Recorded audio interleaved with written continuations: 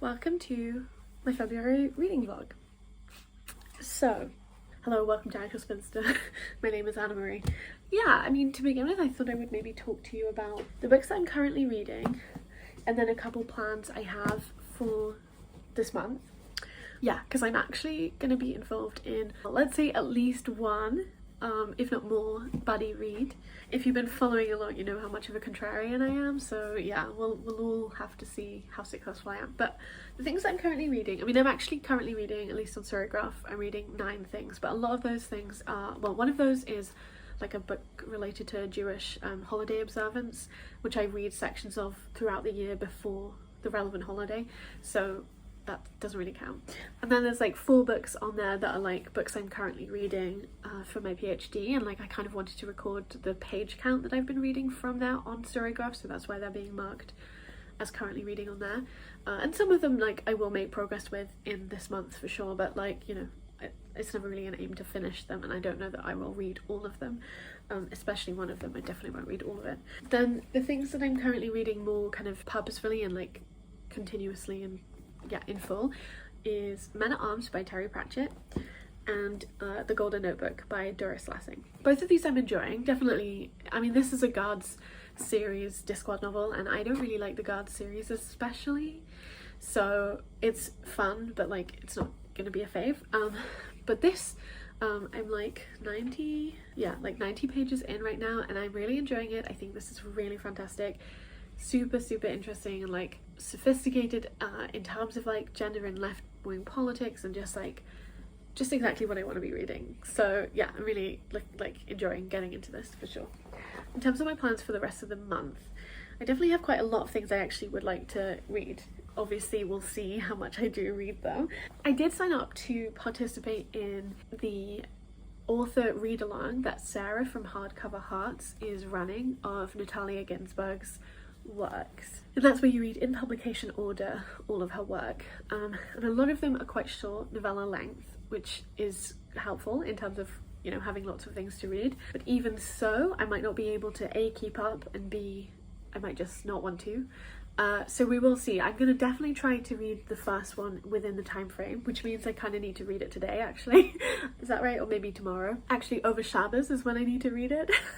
So that's nice, because I do like to read a book over Shabbat, and like a novella is kind of perfect to do that with. But yeah, I mean, I'm gonna try to start it today, I think, just in case. But yeah, so this is The Road to the City, translated by, I will say I really am not a fan of Dawn books, but some of these are like the only copies I could get, and then luckily my library will get in a lot of the others, but they didn't have any of her work before I asked for it, which is honestly wild to me. Like, this translation is by, who translated it? Francis Frenier, and I believe this was first published in 1947. That might not be right, I feel like it was earlier. Yeah, so I'll get to that. You see, I do also have Family Lexicon by Natalia Ginzburg, which I started last year. I kind of think I started it in shorty September maybe, but then I stopped, and I think like I probably will reread the whole thing maybe.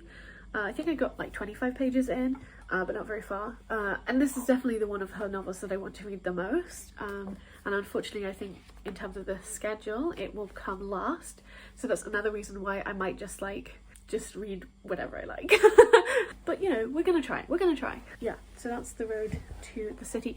And then the next one to read for that would be The Dry Heart, and I think that will be also read in February, but again, we'll just kind of see how that goes. Another buddy read that I'm doing is with Amanda, Butch Poetics, maybe on YouTube, but actually they don't post really on YouTube, but Cosmic Egg, I think, is Amanda's TikTok. Anyway, I'll leave links to Amanda below.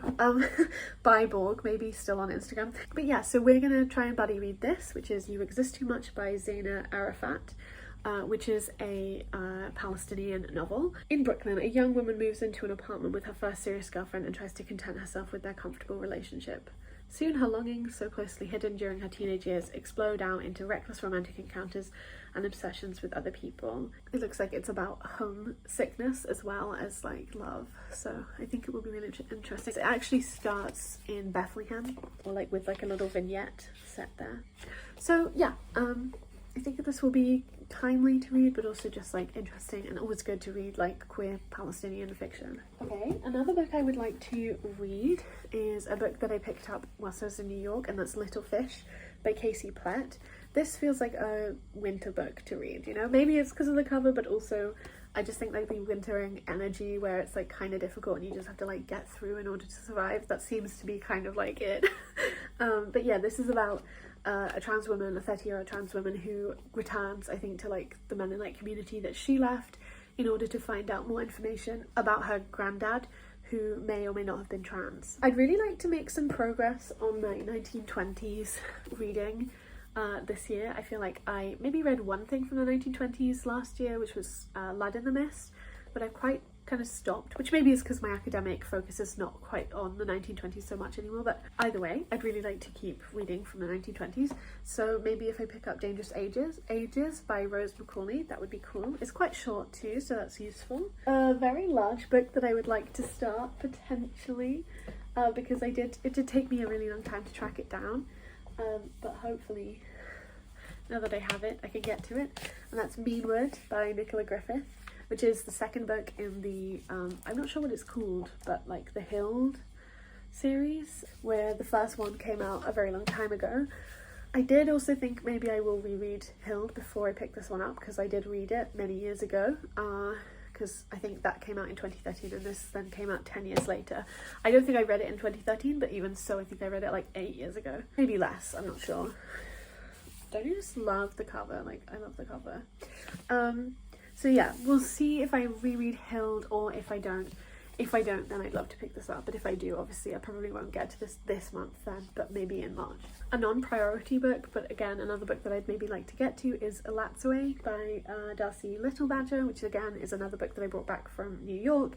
Like, I kind of would like to read the books that I brought back, sort of, yeah, in the next few months, so that's partially also why I'm kind of putting this on my kind of thing, you know, to read. Oh, I just kicked my camera out of place, sorry.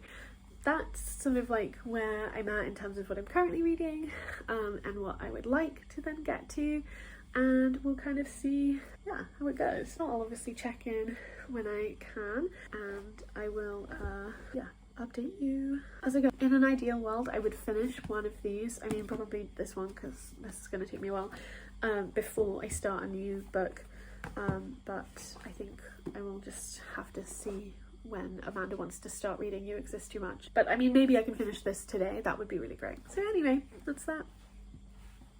Instead of finishing this book yesterday, I literally started reading another book, not on the list of books that I talked about reading, and that's Postcolonial Love Poem by Natalie Diaz, which is a collection of poetry I wanted to read since I went to New York City, because somebody recommended a poem of hers called Manhattan is a Lenape Word, and it was a really wonderful poem. So anyway, I started reading that. But yeah, whatever. I got like maybe 50 pages further into this, and today, sorry for the wobbliness, and today I'm going to start The Road and the City. It is also Friday, so I gotta do my preparation for Shabbat, and yeah, I will not update you until after Shabbat, so cool. Shalom Aleichem Malachim Maina, Shalom Aleichem Malachim Feina, Shalom Aleichem Vibe und Kind, Shabbes Kodesh is at Sin. Shalom Aleichem, gute Freund, Shabbes Kodesh is doch Heind. Shalom Aleichem, Zaydes Bobes, Shalom Aleichem. A good Shabbos. Hey, I feel like I don't actually look that tired, but I did not really manage to sleep over Shabbos, which is a real shame. So I ended up going to sleep at like 10 in the morning. Like, that's when I finally fell asleep. So thank you, insomnia. Yeah, but that meant I didn't finish reading The City to the Road.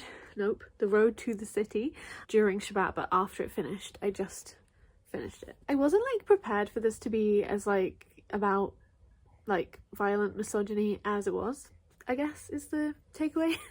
I mean, basically, being a woman in like 20th century Italy must have been fucking rough, but I feel like maybe 1940s, 1930s is like some of the worst time. Yeah, like this is about a young girl, she's like 17 or whatever.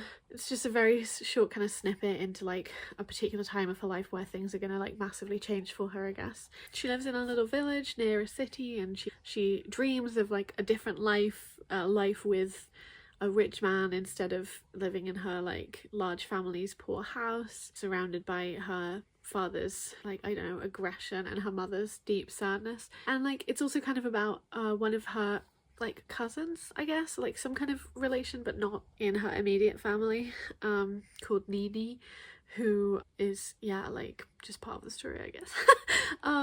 Yeah, it was okay. I didn't really enjoy it. I don't know that it's necessarily a story to enjoy. I thought it was like written fairly well, but obviously it's in translation, which is a real shame, honestly. I wish I could read like every book in not translation, and then also sometimes in translation to like see, because that would be so interesting to me. Maybe one day I can do that with a couple languages, but yeah. And I do like this picture that they put on the cover, although I really don't like Dawn books, and I really wish I could have found other editions that were not Dawn books, but whatever. So yeah, I did not finish reading Men at Arms. I totally failed at that, but I am now over halfway, and I am hoping to finish that soon. And then tomorrow I think I will start reading You Exist Too Much, and I think we're gonna read in kind of like read it over 2 weeks or so in like 85 page like chunks, and then we'll check in. So yeah, that should be nice. That's everything for my update. I am gonna try and get some actual sleep now. I am very excited, I will say, because tomorrow I'm actually going to go to a new bookshop that just opened in the city that I live in, so I'm excited to go check that out. So hopefully that'll be nice, and maybe I'll do a little book haul. But hopefully not many books.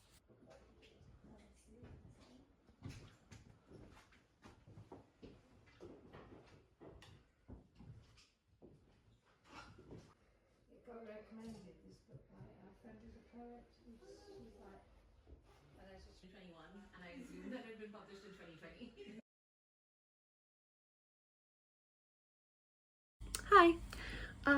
Okay, so yesterday I did go to that little bookshop, and it was nice. I actually thought that there was like a lot of empty space inside of it, which I didn't like so much, but it was cute. And obviously it like recently opened in, I think it opened in like late December, so yeah.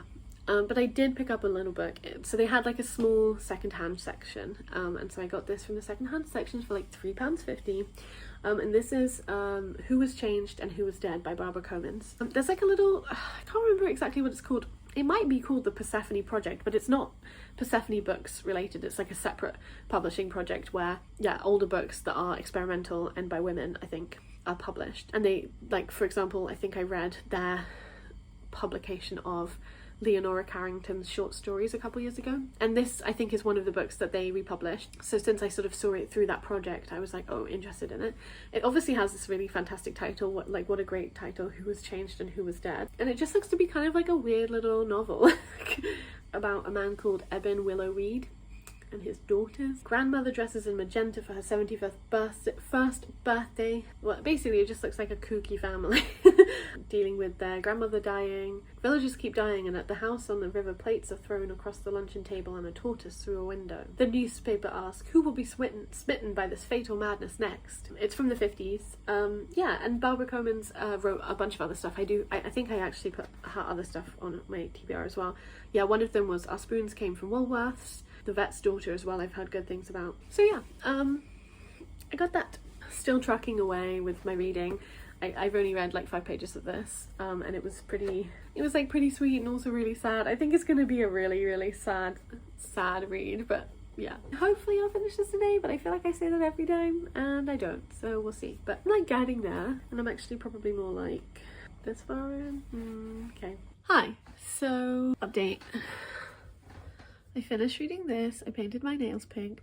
Sorry the light's not good, but it's winter, which was definitely enjoyable. It was a Discworld book in the Guards series, so like I'm never gonna love it in the way that I love like other series within Discworld, like other sub-series, but I did enjoy it, and I really like Kara, and yeah, it's fun and like silly and just like enjoyable.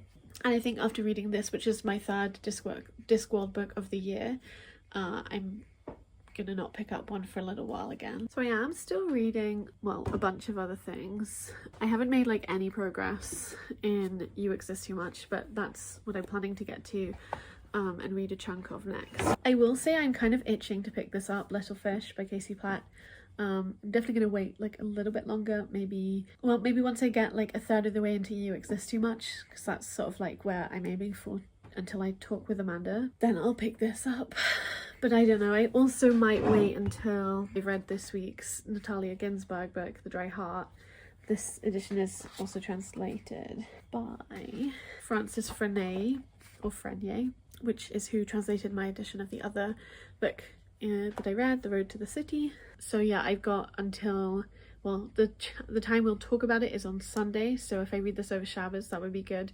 So I've got like 2 days or something until Shabbat. And I don't really want to start 2 books and be currently reading them at the same time, so yeah, I don't know. I think I might have to wait a little bit longer to get to Little Fish, but I just really want to read it, you know? Anyway, I got some like positive health news today, which I haven't gotten in a very, very long time. So that's nice, and yeah, I wish I was like less tired so I could like celebrate it a bit more, but yeah, I'm happy. Bye! I really think that it's something you just figure out over the course of a long research project. So what you're asking about how to do here is what people usually call identifying a gap in your research, and I like using that. You want stars in my pay-per-view.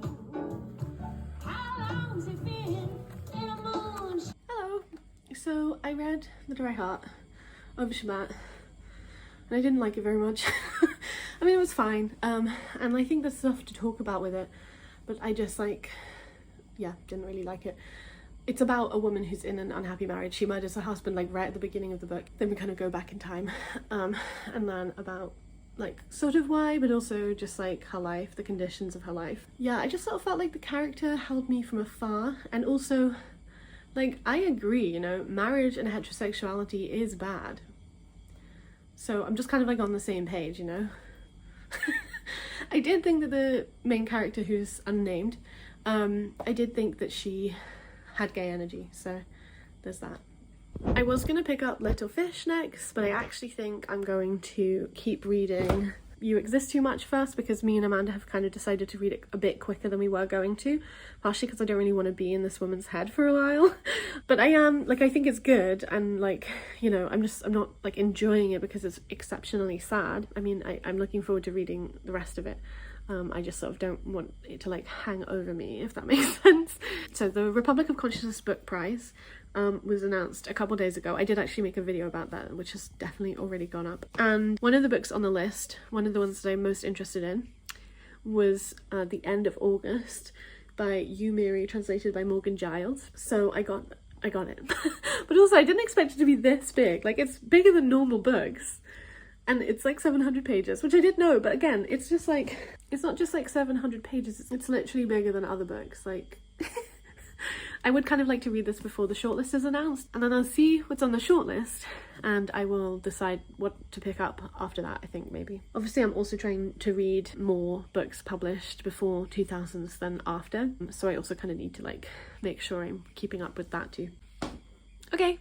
I've lost the light, but I had to go and do like a mock interview, like a mock PhD interview for a friend, so that's why. I did want to say, like, another demonstration of how massive this book is even books published by Tilted Access Press, which is who published this, even like, it's bigger than, like, look, that's crazy. And this is also, I think, 700 pages.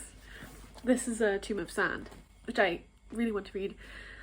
Still haven't gotten to it, but basically I'm kind of hoping that I'll read this and then I'll read this, you know, and maybe I'll like try to talk about them together for some reason. I do have like a pipe dream of like reading all of the women published by Tilted Access Press, because I just really like the press, I guess, even though I don't think I've read a single book by them yet.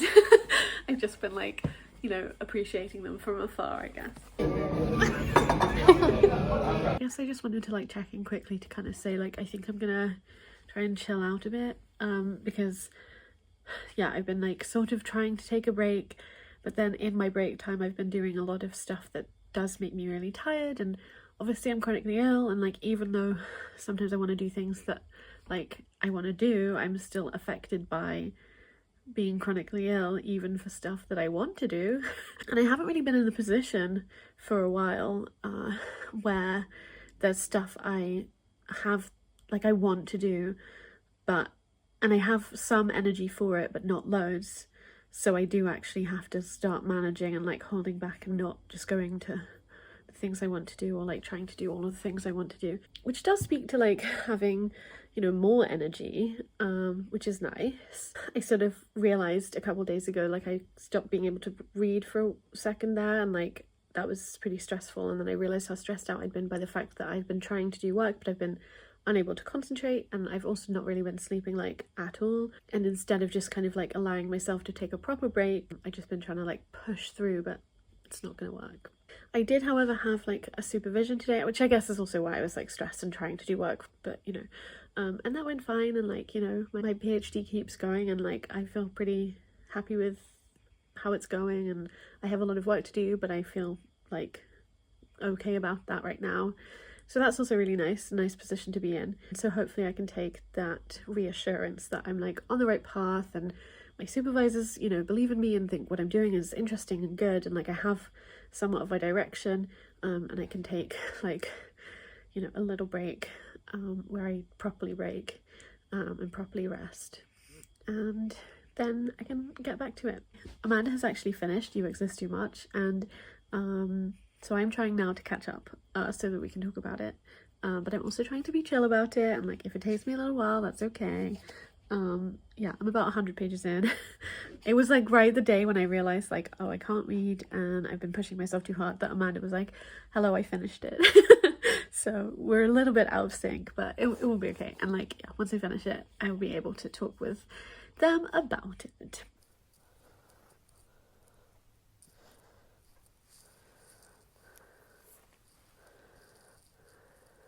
Hi, it's Motzei Shabbat, so I'm just kind of like de-Shabbating. These are some of my candlesticks, which I really like, but the thing is I always forget to like actually properly clean them out, so then I always have to like wedge my new candles in there a little bit badly.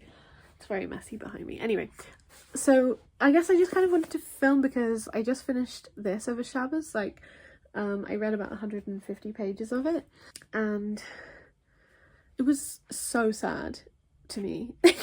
It's about a lot of things, but I would say centrally it's about queerness, addiction, mother-daughter relationships, and within that slash like sort of abusive mother-daughter relationships, both physically and verbally, and yeah, like being between two different cultures as well.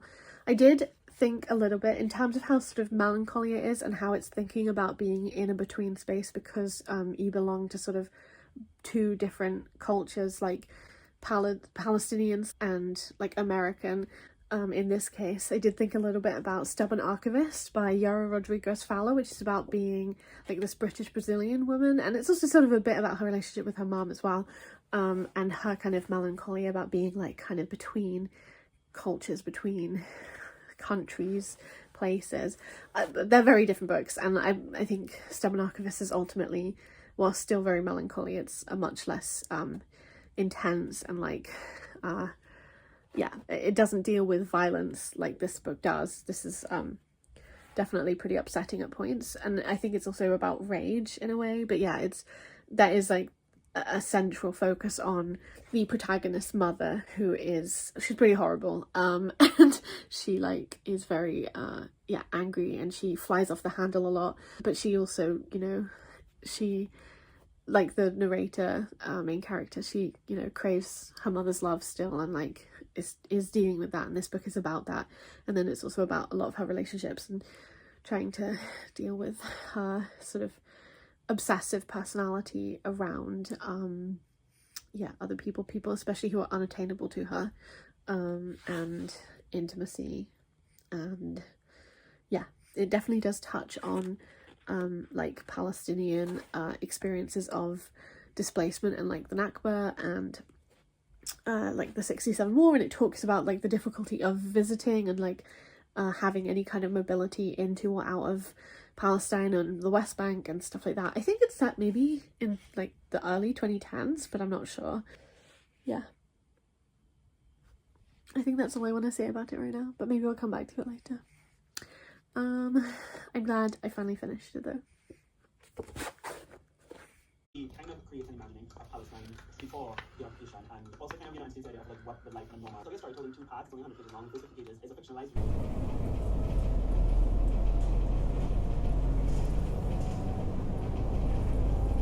It just passed your head by a few, so you can even avoid. Hey, I just thought I would update you with some progress. Also, I got this new dress and it was like 2/3 off and I am very happy with it. So yeah, I just thought I would do a little update because I feel like I haven't spoken for a while, which was sort of on purpose because I wanted to give myself like a bit of a break and a bit of a rest, and that's good. I also had like a supervision meeting for my PhD, so I sort of have some more ideas about where I need to next focus or like keep focusing my attention, really, which is good. I mean, also somewhat overwhelming, but I'm trying to kind of not be overwhelmed by it and make a plan that feels doable or, yes, flexible enough, adaptable enough to be useful to me. But yes, so since I read You Exist Too Much, I've been reading more of The Golden Notebook, which I did start like a couple months ago now, but I've been making some progress through that, and like, I mean, I'm 160 pages in and it's like 570 pages or something, but like, I think this is going to be one of my favourite books of all time. Definitely going to be in the top of the year. I just love this like so much. It's basically about Anna and Molly, and Anna is a novelist who she keeps these notebooks, and we're going through them at the moment.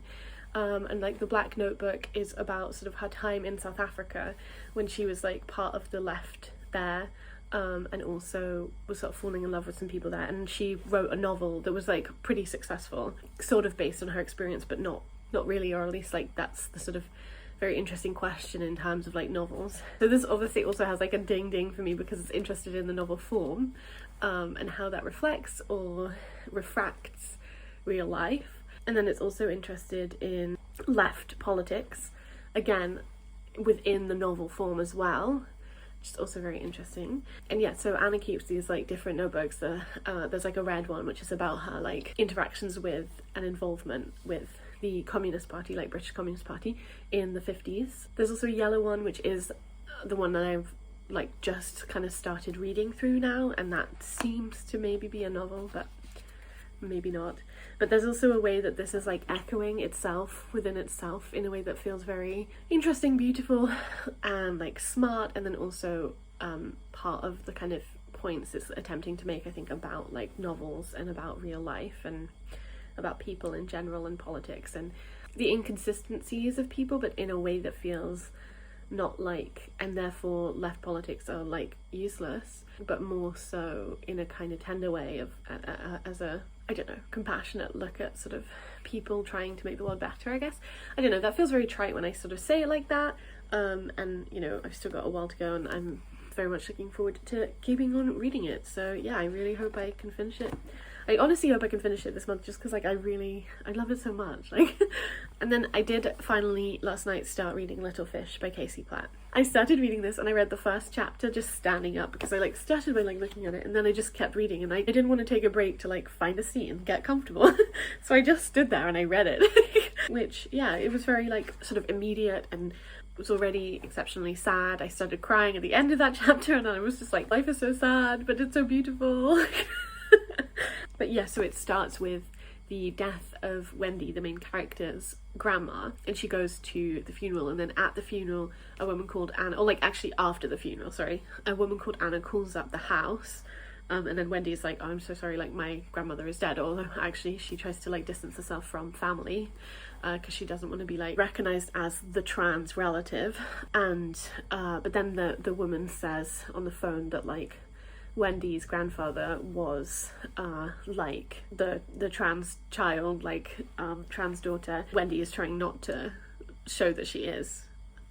I don't know if that makes sense. And so we just sort of like have got to the end of that, and like Wendy sort of immediately tries to be like, okay, so what? I don't care. And then like she, just before her and her dad are gonna drive back to where they live, she like gets out of the car and like gets a bunch of family photo albums, because she can't just like close that and be like, okay, whatever. Definitely also looking forward to reading more of this. Also, the font is quite small, but there's quite a lot of space on a page, so I do actually feel like I can read this fairly quick. But I also think that there are going to be some strong currents, and I know I've looked up some content warnings and stuff. Obviously this is going to be about transphobia, but also I think there's some stuff about like alcohol and addiction, and also sexual violence, so I think it will be kind of intense, but I'm still looking forward to getting more into it. So yeah, that's the little book update. I went to a little charity shop and I got these candle holders. I think they're really cute. They're all different sizes. So yeah, honestly at this point I'm always on the lookout for cute candle holders for my shabbes candlesticks, so and also for my non-shabbes candlesticks. Yeah, I don't think I have anything else to add in this update, but I will, you know, come back when I've made some progress on these.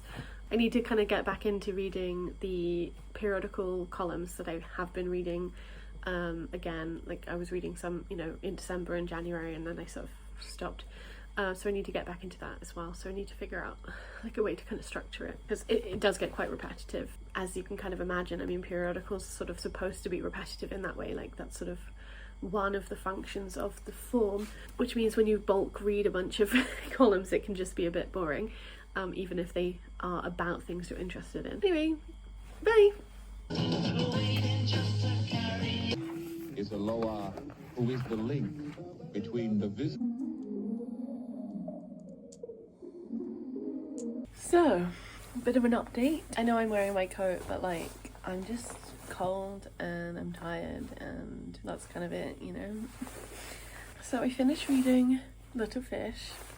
I think I read it in like 3 days. It was pretty quick to read through, and I also sort of, especially, I mean I read like basically 200 or so pages of it all in one go, which was really nice as a experience, because like I feel like I just haven't really done that. Like I literally like got into my bed and I just was in there for 3 hours reading.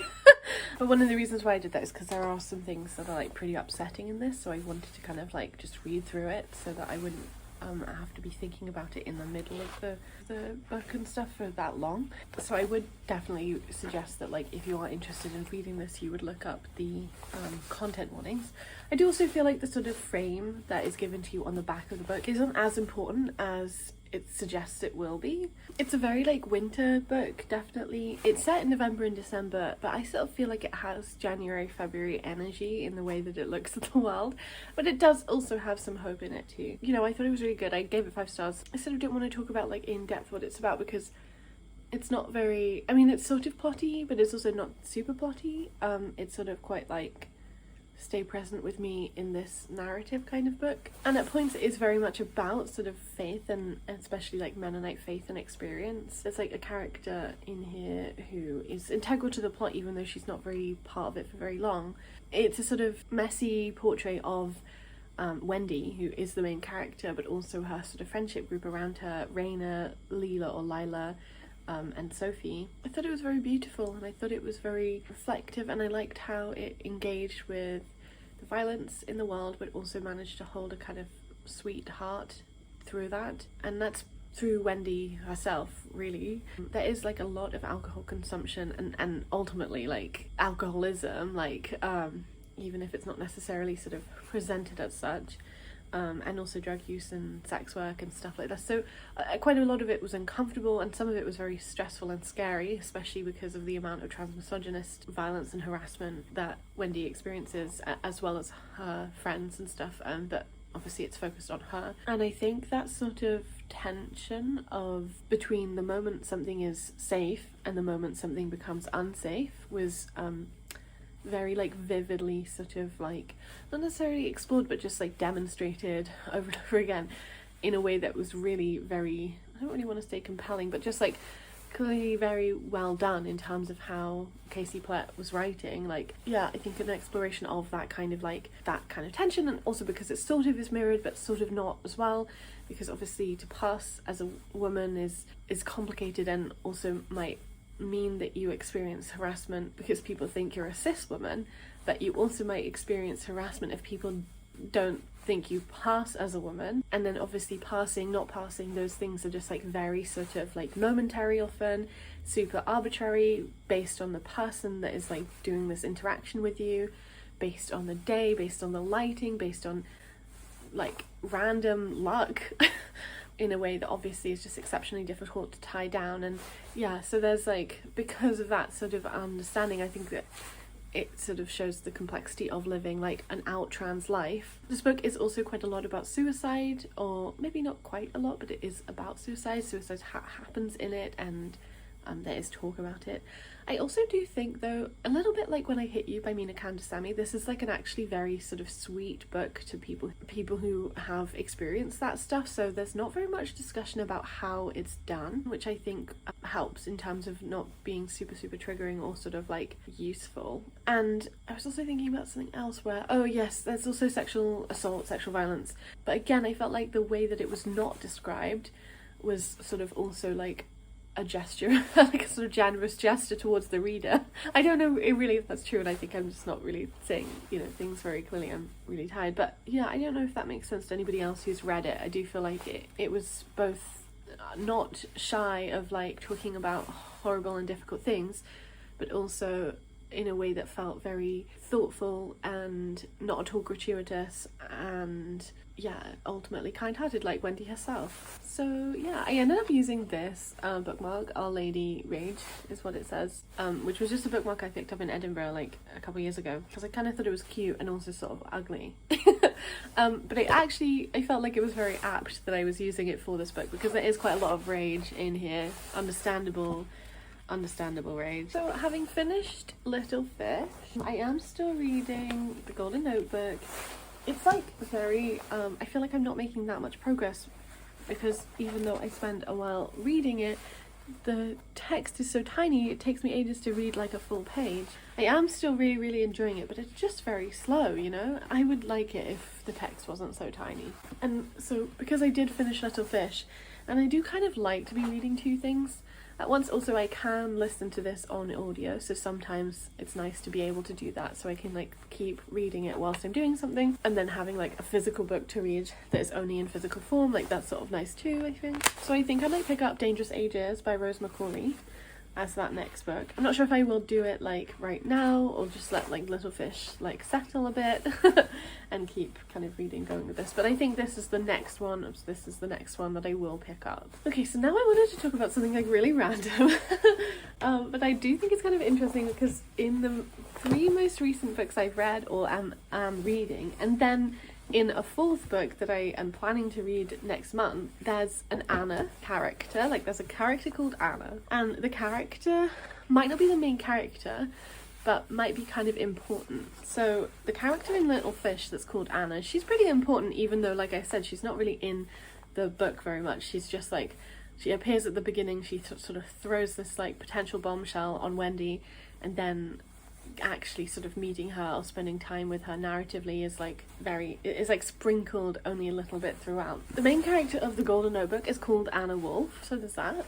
And then in You Exist Too Much, one of the people who sort of like pushes the main character in this to get some help for her behaviours is in a relationship with her, and she is called Anna. Again, she doesn't show up very much, she's mostly just in the beginning really, but she is quite important for the development of the character, like the main character.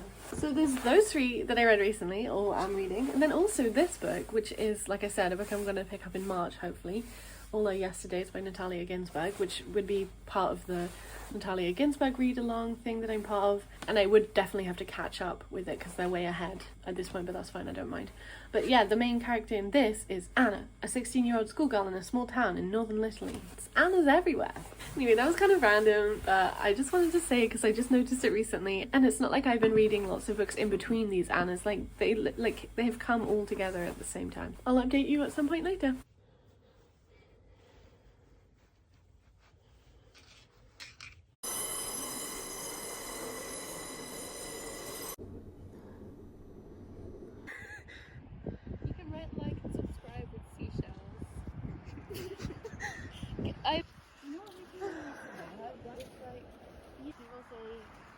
like driving, you just get less bugs now. Oh, the dog running past was so cute. Okay.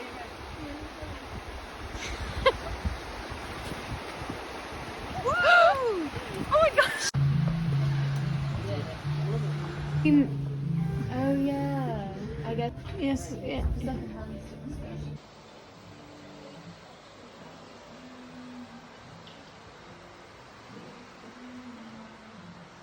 Like a hardback to paperback thing too. There's a leaf. Oh, it says they have a leaflet and you can see.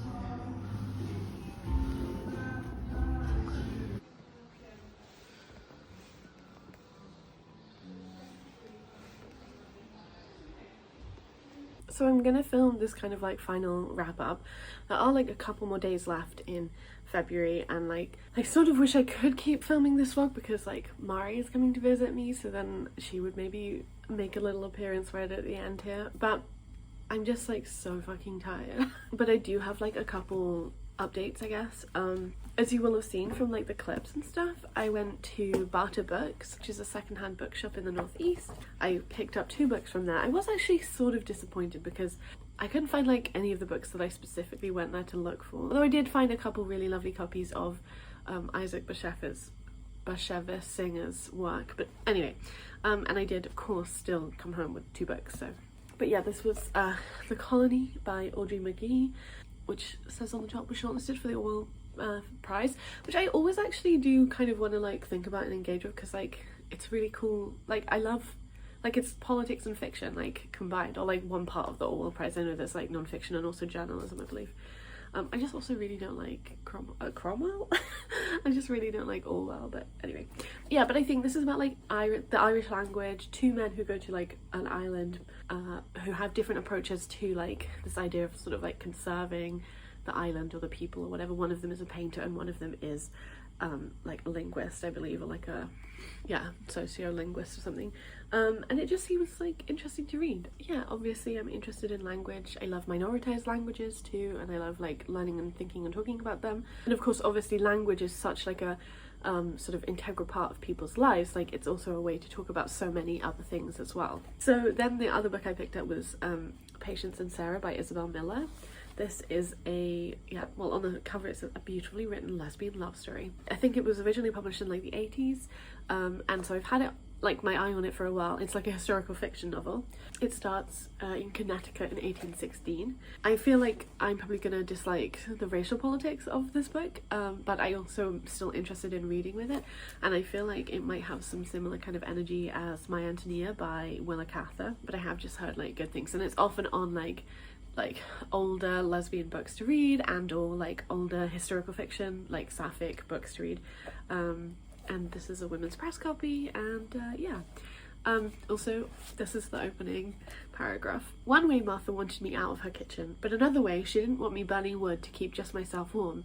Best would have been if I died, I guess, but there wasn't much chance of that, not right off anyway, since I lived a healthy country life and was fairly young and unmarried. Next best was to make me want to die, but I had enough spite in me to want to live, usually. So yeah, I'm looking forward to reading more of that. And then I did also order a book that arrived, because I read, I should have gotten it, but I'm not getting up, this like zine comic by Beck Kubrick called Meat for Burgers, Value Burgers, something like that, volume 1, which was like separate. And then I saw, because I really liked it and I wanted to read more, I was like researching as to whether there was more, and there was like a Kickstarter to fund like a volume of it, which is this. And yeah, so this is Meat for Burgers, Welcome to Burgatory by Beck Kubrick and Christoph Bogach. And this is about someone called Trace, but not really, who wakes up in a like value burger place, and sort of it's like, what the fuck is going on? And it's drawn like quite simply, like, you know, it's black and white. I really like the first comic, which I obviously had read, and then I found the ending a little bit unsatisfying, I guess, but I did overall still like it. I didn't like it as much as I thought I would from how much I liked the first issue that I read as like a small zine, but I still enjoyed it, and like it's quite funny. I guess I just thought some of the like dialogue was a little bit off, actually. The other thing is there are like these guest comics in this bind up, which was fine, but some of them I was a bit like, I don't like this and I don't really like the writing, the drawing style. Like I didn't really like this one. It is obviously about like the sort of existential malaise of working like a minimum wage job, of capitalism itself, just like people trying to survive, doing the best they can, not questioning like some of the sort of ways that they have to live in order to survive, but then that being why a lot of the like horrible sadness of their lives is maybe maintained, because they don't try to change it like collectively. It was good. It was sad. And it was also funny. It was good, sad, and funny. And then, yeah, I'm like currently reading The Golden Notebook still. Basically, I've been like so tired that like I can't actually read it with the like attention and care that I want to, so I haven't been reading it as much because, yeah, I just don't have the energy or spoons or whatever for that. I am now at, well, that's not where I am, I'm further than that. Yeah, I'm like 200 pages into this now, and yeah, like I said, I am still enjoying it, but like I want to be like really present and listening and thinking about it, and I haven't been in that space. And then I did also just very recently start Dangerous Ages by Rose Macaulay, which I think I also, and I was thinking I should get out my like helpful coloured overlays for dyslexic reading, to help with reading these, because like I think that will help me, especially because I mean like both of them, they have quite like together fonts. Anyway, yeah, so I read a little bit of this, and maybe it would be great if I could finish this in February, but I'm not like especially hopeful of that, and I also think it would be fine if I don't. But yeah, and I guess the other thing is, because I haven't really been up for reading like adult books where I want to think about them, I did start I actually re-listened to like a little bit of the first book in the like Nevermore series by Jessica Townsend. Then I've started reading the second book in that series, which I was enjoying, but then there was like a weird thing about junkies, and I was like, this is a kid's book. Like, what's going on? But I mean, I'll talk more about that when I finish it, and I still am enjoying it. It's just yeah, I was like, oh, okay. But yeah, I really enjoyed re-listening to the bits of Nevermore that I did, so then I was like, oh well, I guess it's time maybe to read the second one, and like it's much easier obviously to like listen to when you're really tired. So yeah, okay, I think those are like all updates. Let me know if you read any of the books that I mentioned in this video. You could also leave me an emoji if you'd like. Oh, you could leave me a little fish emoji. Just pick an emoji based on a book that I read. So let me know if you've read any of them or what you think. And yeah, thank you so much for like all the comments and things on the videos I've made this month. I really appreciated it. It was really lovely. Especially thank you for the recommendations you gave me on my recommendations video. Like I was worried that that was not going to work, and it worked like really well, and everybody gave me such beautiful recommendations. Yeah, okay. I will talk to you when I next talk to you. Let's make the world better than it is together. Bye.